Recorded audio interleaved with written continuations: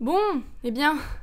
Voilà, et c'est la meilleure intro de ma vie, celle-ci. Ça va être une vidéo très très courte. Hein. C'est une vidéo challenge, comme vous avez pu le voir, donc c'est le Upside Down Challenge qui est à la base de je ne sais pas qui, mais en tout cas je l'ai vu sur la chaîne de Zoe-chan qui m'a donné énormément envie de le faire. J'avais envie de tester, donc ce challenge consiste donc à dessiner à l'envers, chose qui est absolument très dure à faire. Non, rectification, c'est pas dur, c'est juste très inconfortable en fait. Donc je suis partie sur un portrait buste absolument sans aucune originalité, hein, comme vous pouvez le constater. Ce qui est embêtant quand on dessine à l'envers, c'est que en fait on n'a pas les mêmes réflexes au niveau du mouvement de la main, donc c'est pour ça que c'est assez dur d'y arriver tout de suite. Ce qui m'a un peu aidé, rassuré, ce sont les traits de construction. Les fameux traits de construction. Si j'en avais pas eu, ça aurait été carrément plus la merde en fait. J'ai pas fait la colo parce que honnêtement j'avais pas du tout envie de gâcher mes pro marqueurs pour un dessin nul.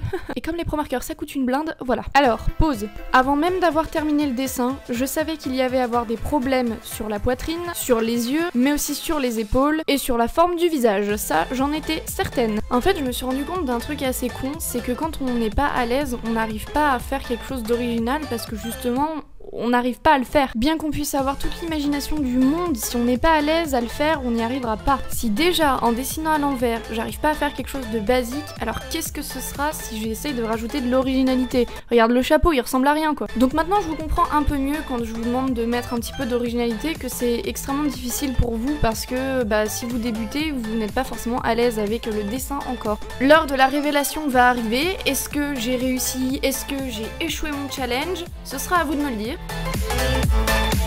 Franchement, j'ai l'impression d'être retournée en 2012. Mon niveau de dessin, c'est pas terrible, mais j'aurais pu faire pire. Allez, je me casse. Ciao.